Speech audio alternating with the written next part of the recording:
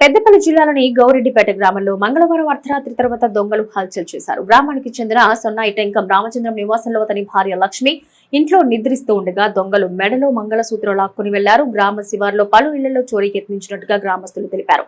అర్ధరాత్రి దొంగలు హల్చల్ చేయడంతో గ్రామస్తులు ఆందోళన వ్యక్తం చేశారు. సంఘటనా స్థలానికి చేరుకున్న రూరల్ ఎస్ఐ మల్లేష్ దర్యాప్తు ప్రారంభించారు. గౌరెడ్డిపేట గ్రామంలో మేము మా అత్తమ్మ వాళ్ళు ఉంటాం. వాళ్ళు మాకు కొంచెం దూరంగా ఒక ఇల్లు కట్టుకొని ఉన్నారు. అందులో మా అత్తమ్మ మా మామయ్య ఇద్దరు వాళ్ళు ఉంటారు. మా మామయ్య బయట ఎండాకాలం అని బయట పడుకొని ఉంటే మా అత్తమ్మ లోపల పడుకుంది.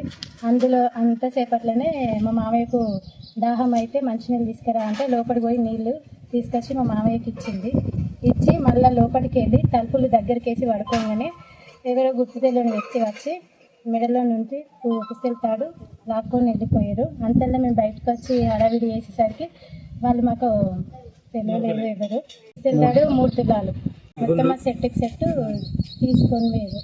ఆమె కొంచెం 65 సంవత్సరాల వరకు ఉంటుంది. 60 నుండి 65 సంవత్సరాల వరకు ఉంటుంది. ఆమెకు నడవలేని పరిస్థితి. పోలీసులకు ఫిర్యాదు చేసాం. వాళ్ళు వచ్చి పొద్దున అయిపోయారు. గ్రామంలో రాత్రి సుమారు 1 గంట ప్రాంతంలో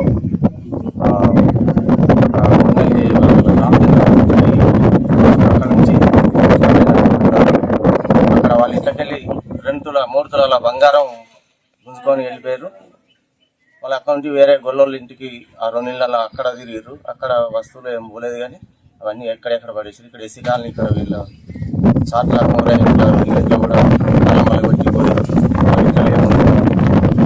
ఇవన్నీ ఇంతకుముందు అయితే ఎప్పుడు ఇక్కడ జరగలేదు, మొదటిసారి. దీని విషయంలో మేము పోలీసు వాళ్ళకు చెప్తే వాళ్ళు వచ్చి ఎంక్వైరీ చేస్తారు. దీని మీద సరైన యాక్షన్ తీసుకోవాలని